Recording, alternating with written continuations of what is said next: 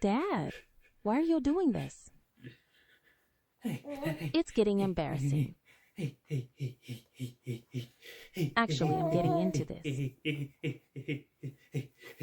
Yeah, groovy. Baby, you had to ruin it. That's in the bloopers. Right, what else can we do?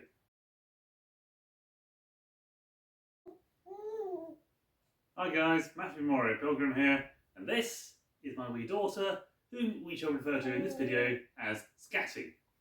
Hey, you know that Scatty? Scathach? Scathach the Shadow Warrior Maid, whatever you want to call her. A figure from Irish and Celtic folklore. Now, I bring her in to demonstrate a point, which will be naturally linking back to religion. I may have ended up doing a fair bit of cutting, as she is in a bit of a chatty mood today, aren't you, lassie? So it may be that the editing will be a bit choppy on this video, so just bear that in mind. But I've seen several pictures, several videos of people carrying children in a similar manner whilst fighting. Now, I know that it's a rather ridiculous thing, but in theory it could have been done. You can see things such as Scalgrim. He did a review on something I think is the Wheel of Time, though I can't swear to that, where someone was using 2 spears, in fact even a 3rd spear, and a child, I think one time on her back, and she was heavily pregnant as well, something like that. So yeah, she was doubly encumbered. And I'm trying to remember who else. It was David from Sellsword Arts who did a video on how to carry a heroine in your arms while sword fighting, but to do a farmer's little in piggyback. As David and Megan are demonstrating, Princess Grip is not very helpful in terms of anything, including protection. Pterosackle Farmer's Lift works very well though, but she's less than happy. Seems that the next option is piggyback, which seems to work very well as they're demonstrating. So each has their pros and cons. In this case, I'm going Scatty like this because she prefers being world-facing, and it works a bit better. Plus, I know exactly where she is. I can see her limbs at all times, which is very important because fighting like this is very, very difficult. Let me just demonstrate. If I'm going to say a typical weapon, like say my hockey stick, let me just try and get into a simple guard. First of all, it's awkward to get into even something similar to my regular plough or even fool's guard. As you can see, I have a lot of things in the way, and if I try to bring it back into anything resembling a decent guard for me, it's going to be an easy reach, a Scatty, and that is dangerous. Not least if someone tries pushing pressure, I have to push back. You can say, why not I leave her with someone else? And yes, there are or even per down. And there are certainly techniques used to control areas where you have a principal, a bodyguard gig, if you will. A good example of that is with Austin Historical Weapons Guild training the modern rogue, primarily Jason Murphy, the Montante. And as you can see, he's hitting the principal, the one he's defending, which would be a baby or even just a small box, to try and ward off attackers. It's effective if clumsy in his hands, but if demonstrated by a master like Anthony there, as you can see, he's drawing 2 attackers back without harming anyone and even protecting a principal right behind him. In this case, we have to keep her close at all times. I remember seeing in the BBC adaptation of Robin Hood, they had a baby on Robin Hood's chest, making just as much noise. You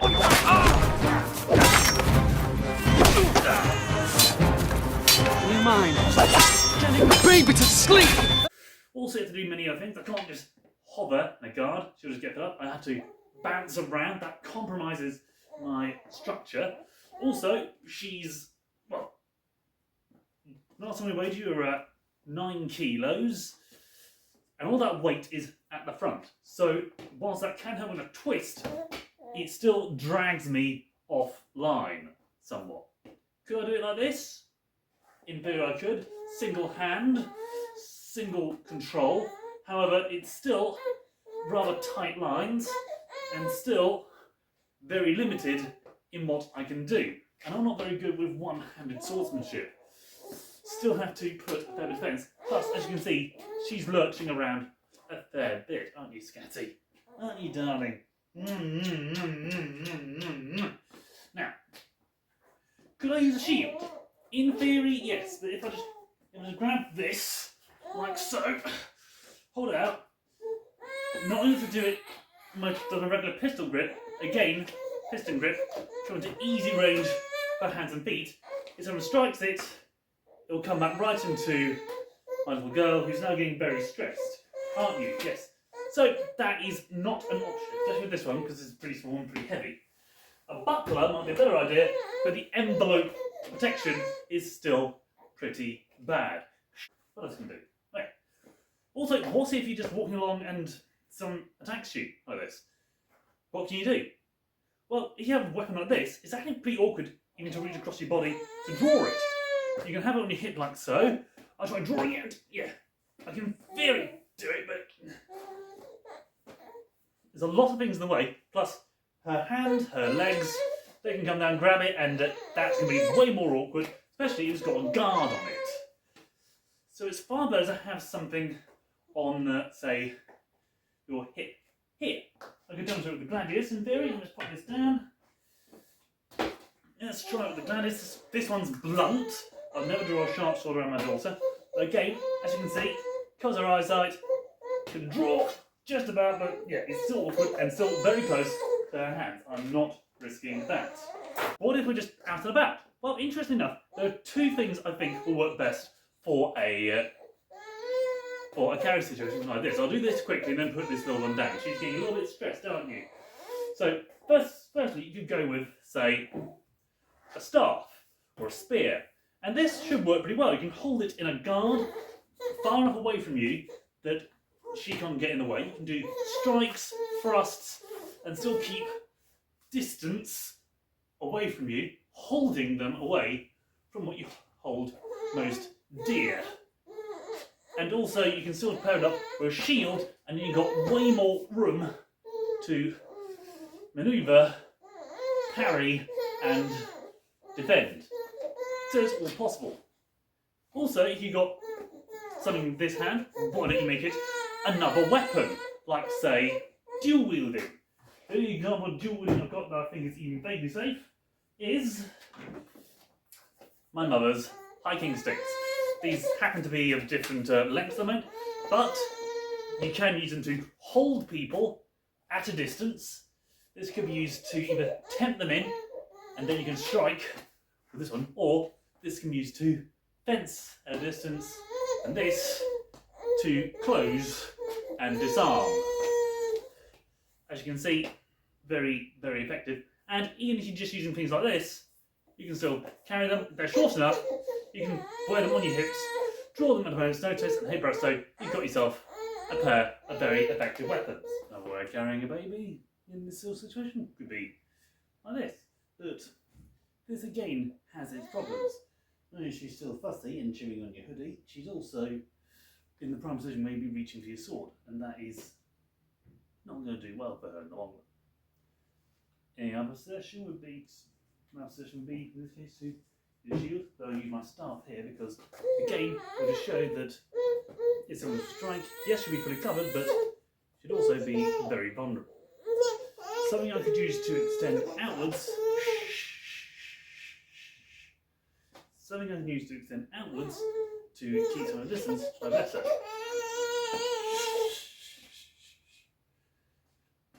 But even so, this is, as you can see, very bouncy, very bouncy, and ultimately not as successful, and I'll still have to use something else to cover this side, and it's still not as recoverable as most other things.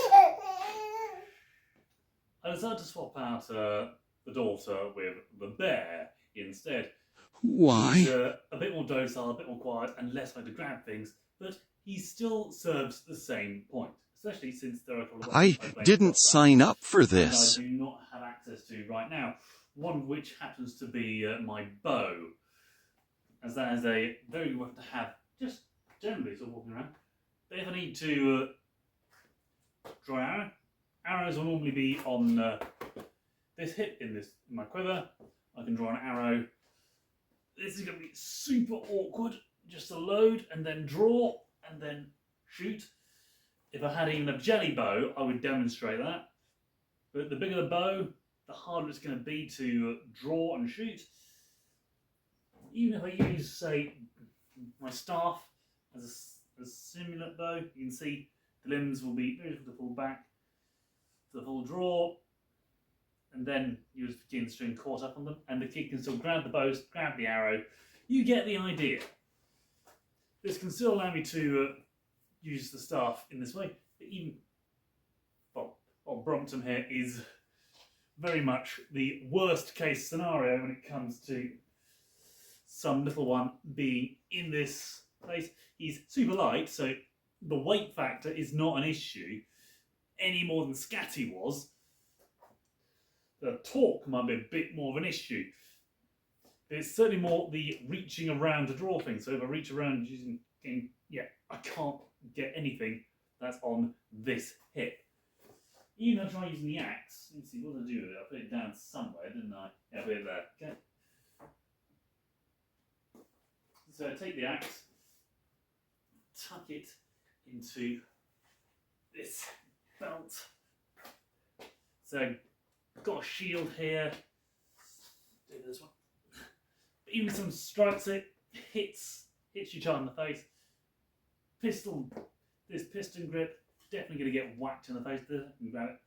Put it at arm's length. Even beyond that, it's a real struggle to hold, let alone guide back into a position. And if I can draw my axe relatively easily and use it. But again, this is a short one. It's difficult to wield.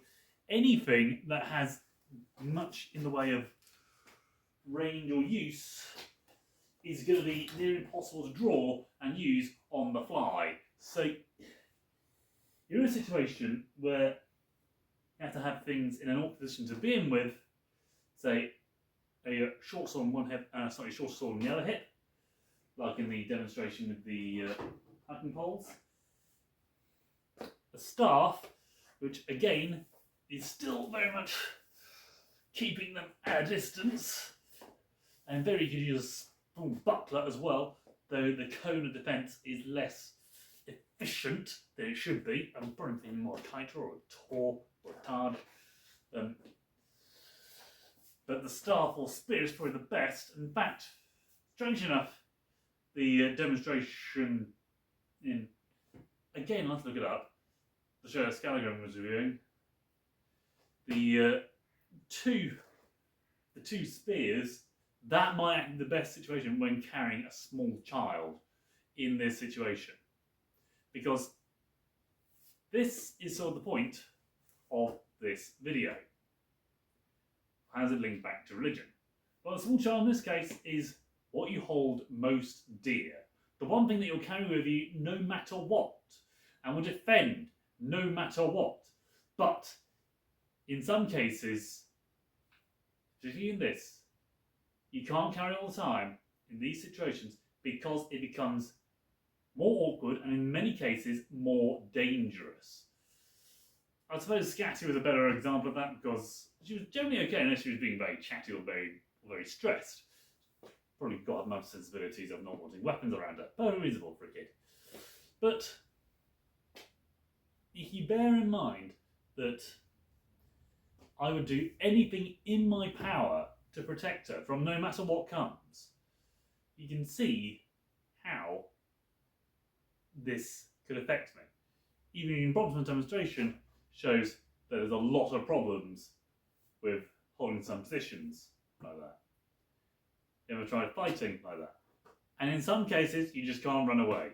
It becomes more dangerous, causes nearly as much damage. You have to stand and fight. You have no other option. That's what happens when you hold some things dear to you and then you have to defend them. You need to be aware of what that situation is, what that argument is in particular, and figure out whether or not how you hold it is defensible. That is essentially the Bible in any sort of literal sense. If you take every single section of the Bible literally, then there are things you have to defend. And interestingly enough, you see that not just with the Christians, you see that with atheists as well, who sometimes look at one particular section of the Bible and will say, yeah, this is a problem, this is a major problem.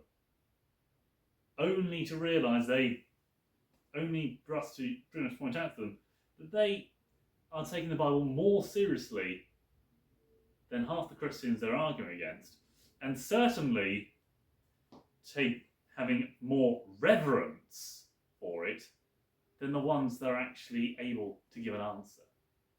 And they don't like that. It's just the way it is. In that sort of situation, you have to be flexible. As I said, my normal mode would be to carry the hockey stick and use that as a sword, possibly my staff as a spear as well, though that would be even more awkward.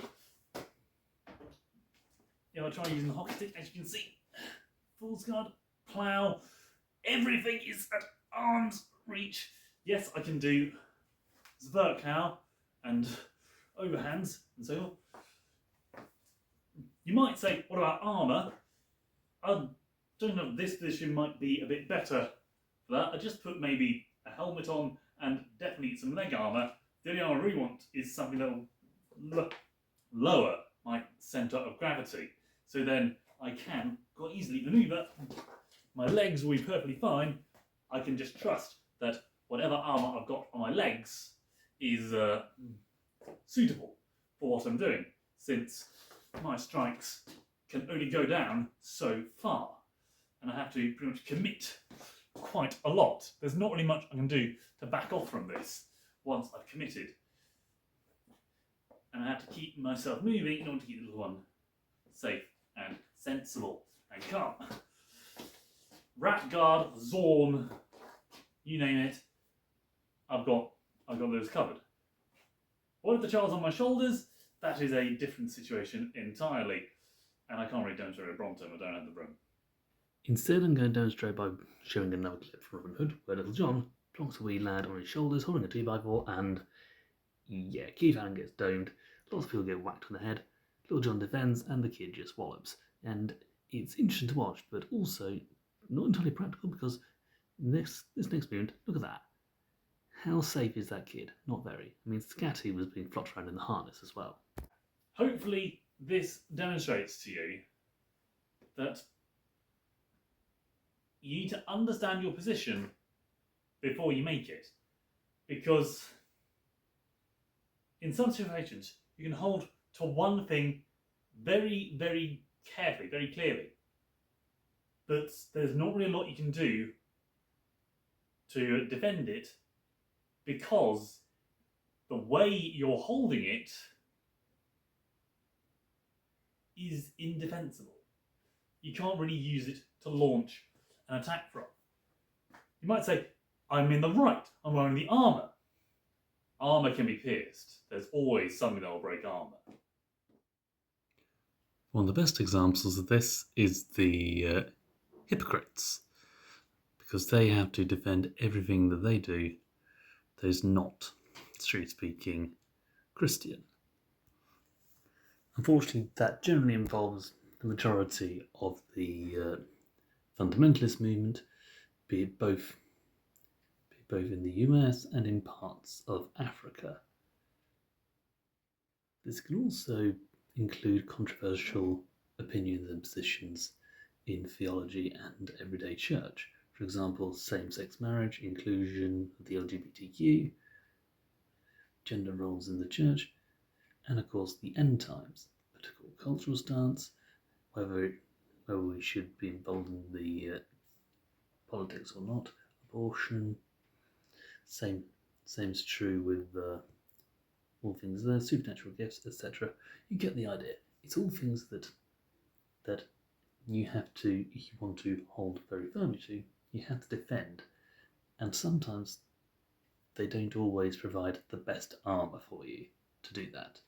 So you have to work on your own tools. Otherwise, you're not really helping anyone. There are many more within the church itself. The doctrine of how does it exist? Doctrine of anointment, Catholicism, Calvinism, Millennium Future, creation versus evolution, charismatic gifts, culture, homosexuality, sexual anthropology. You get the idea. All things that, if you want to hold your position as firm as possible, you have to defend it. And sometimes, if you don't have the right tools, you will end up with holes in your argument. And if you're not careful, holes in yourself. Armour can only get you so far. It's not all or nothing. But it's not the be-all, end-all either. If you want to rely on armour totally, you've got no chance. If you are able to use it in the right way, you can defend yourself. Here, however, you've got a situation where you must rely on skill and, more importantly, your position being usable, being tenable. I could have Brompton facing me. That'd make it so much easier. It would be a bit more awkward, to be honest. I could put him on my back, and that'd make it easier. Though, here's the thing. When he's behind me, I can't see what people are doing behind me. They can sneak up and strike. I've got a big vulnerability on the back. So how can I fight with him? You can see my problem. When you've got something this big, this awkward, I need to see my position and work out what is safer. In many cases, it's put him down and then fight like a demon to defend him. I'll probably do a very similar thing with Scassi. Put her down and go all Hail Mary on someone. So remember that, my friends. Not only if you cross my family, you will be in big trouble, but also, if you got a position that seems tricky, seems awkward, to the point that it's near impossible to defend, try considering how you're holding it and work from there. Stay humble, my friends. Protect your own, stay safe, and God be with you. Come on, wave goodbye. Wave goodbye. Okay, Wave. okay. I'll Good. wave goodbye. You gonna wave goodbye? You gonna wave goodbye? I'm doing it. Good girl. God's sake, Dad.